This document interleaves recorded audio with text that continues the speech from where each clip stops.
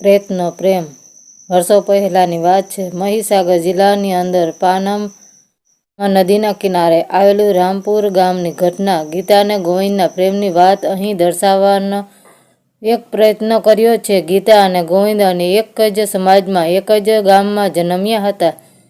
ગીતાના પિતા રામભાઈની ગોવિંદના પિતા શ્રવણભાઈ બંને ખાસ મિત્રો હતા. બંને ખેતી વ્યવસ્થા સાથે જોડાયેલા હતા. ગીતા અને ગોવિંદના નાના હતા ત્યારે જ તેમનું સગપણ અને વિવાહ થઈ ગયા હતા. એ વાતની ગીતા અને ગોવિંદ બંને અજાણ હતા. બંને સાથે રમતા હતા, સાથે મોટા થતા હતા અને યુવાનીના ઉંબરે આવીને ઊભા હતા. બંનેના જીવનમાં બાળપણની મિત્રતા પ્રેમ સ્વરૂપ વટ વૃક્ષ બની ગઈ હતી. બંને હવે મોટા થઈ ગયા હતા, તેથી એકબીજા સીધી રીતે મળી શકતા ન હતા, કારણ કે તે સમયે સમાજના સખત નિયમો હતા. તે સમયમાં ગામમાં પાણીની વ્યવસ્થા નહોતી. ત્યારે ગીતા પાણીહારીઓ સાથે નદી કિનારે પાણી ભરવા આવતી.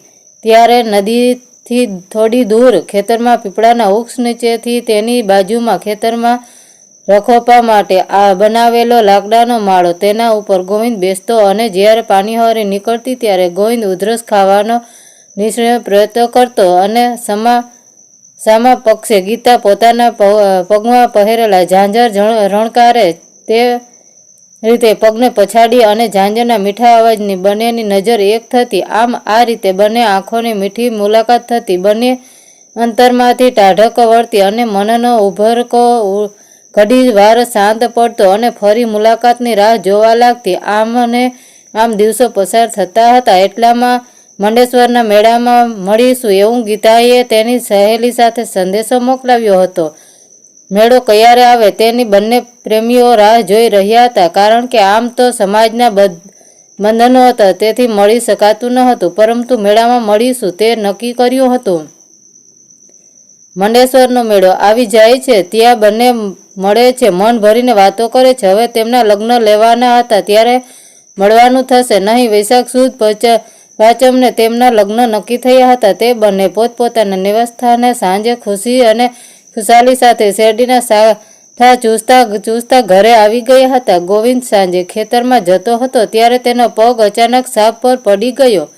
ગોવિંદ કંઈ સમજે તે પહેલા સાથે પોતાનું વિષ ગોવિંદના શરીરમાં દાખલ કરી દીધું. ગોવિંદ જોરથી બૂમ પાડવા લાગ્યો. આ સાંભળી બાજુના ખેતરના રામભાઈ પટેલ ત્યાં આવી પહોંચ્યા. ગોવિંદનું માથું તેમના ખોળામાં મૂક્યું.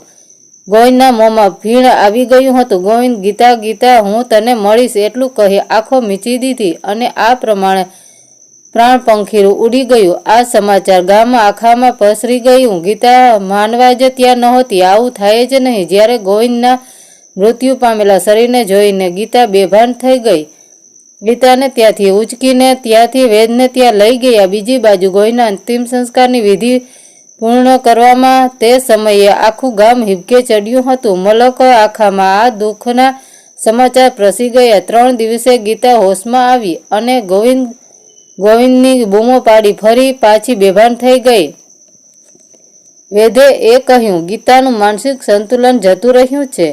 ગીતા આવી લાશ જેવી બની ગઈ હતી. ગીતાને કંઈ જ ખ્યાલ નહોતો. ક્યારેક રડતી તો ક્યારેક ગોવિંદ કરી હસતી હતી અને ગોવિંદના ખેતર તરફ દોડી જતી હતી. ત્યારે પોતાના પરિવાર સભ્યોને પકડી રાખતા ગીતાના પિતા ગીતાને સમજાવવાનો પ્રયત્ન કરતા હતા કે ગોવિંદ હવે આ દુનિયામાં રહ્યો નથી, પરંતુ ગીતાનું મન માનતું ન હતું. આમને આમ 6 મહિના પસાર થઈ ગયા. લોકોએ ગીતાના પિતાને કહ્યું કે ગીતાને પરણાવી દો, તેના માનસિક સ્વાસ્થ્યને સુધારો થશે. બીજી તરફ ગામના લોકો દબાયેલા સ્વરે વાતો કરતા હતા. ગોવિંદ પ્રેત બન્યો છે અને તે તેના પીપળાના ઝાડ નીચે તો કંઈક સમયે નદી કિનારે પાણી ભરવાના ઘાટ પર ઘણીવાર જોવા મળ્યો.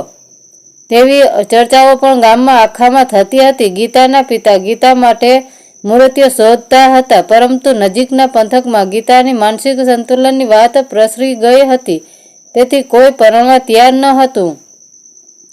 પરંતુ ચંદ્રસર ગામે એક આધેડ હતો, તેનું નામ રમણ હતું. તે ગીતાને પરણવા તૈયાર થઈ ગયો હતો.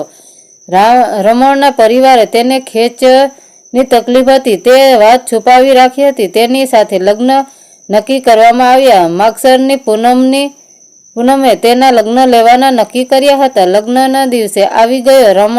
રમણને પણ લગ્ન કરવાનો બહુ ઉત્સાહ હતો. લગ્નના આગલા દિવસે રમણને એક ખેંચ આવી અને રમણના રામ રમી ગયા. લગ્નનો માહોલ માતમમાં ફેલાઈ ગયો. રમણને તૈયાર કરી અંતિમ સંસ્કાર કરવા માટે પાનમ નદી કિનારે સ્મશાનને લઈ જવા હતા. ત્યારે તે વડ નીચે આવે છે અને રમણ સજીવન થયો અને બોલ્યો, મને કયા લઈ જાઓ છો? હકીકતમાં રમણના દેહમાં ગોવિંદનો પ્રેત પ્રવેશી ગયો અને રમણ સજીવન થયો. રમણને પાછો ઘરે લઈ ગયા અને ગીતા સાથે લગ્ન કરવામાં આવ્યા. લગ્નમાં ફેરા ફરતી વખતે ગીતાને તો ગોવિંદ જ દેખાતો હતો. રમણના સ્વરૂપમાં ગોવિંદ ગીતાને પરણીને લાવ્યો. ત્યારે રાત્રે રમણ ગોવિંદના સ્વરૂપમાં પરિવર્તિત થઈ જતો હતો. આમ પ્રેત સાથે ગીતાનો સંસાર શરૂ થયો. સમય પસાર થતો પ્રેત ગોવિંદ, રમણ અને ગીતાનો એક દીકરો, બંને બે દીકરીઓ સ્વરૂપે સંતાન પણ થયા હતા. આમ સમય પસાર થતો હતો.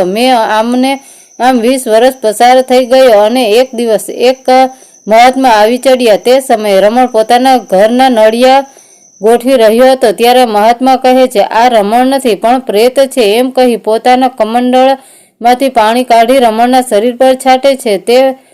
ત્યારે જ રમણ એક મડદું થઈ જાય છે. આ જોઈ ગીતા પણ મૃત્યુને શરણ થઈ હતી. આવેલા ચર્ચા દ્વારા બંનેની ધાર્મિક વિધિ કરી બંનેનો મોક્ષ થાય છે.